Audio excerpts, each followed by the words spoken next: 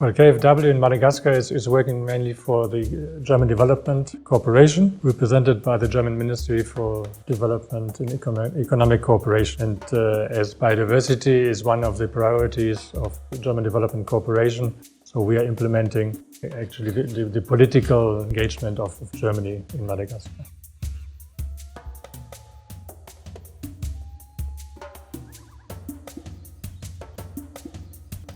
Biodiversity for Madagascar is very important also for future development, and therefore to support development of Madagascar, so therefore our focus is on biodiversity preservation.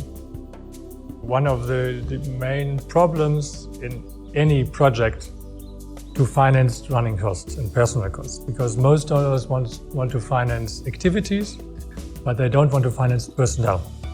On the other hand, without the financing of personnel and running costs, you cannot do any activities. So this is the basis. And to solve this problem, the foundations are created. So they have an endowment fund and they create the revenues with the revenues of the capital. They finance these costs annually, which are not easily to be financed out of projects. What is very important that is FAPBM is really Malagasy. So it's really a creation of Malagasy people.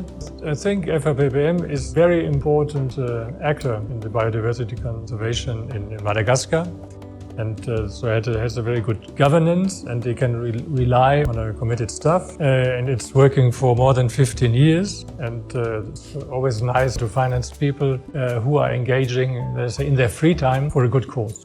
And in Madagascar, which under quite difficult political and economic conditions, FAPBM is a quite stable institution which you can rely on.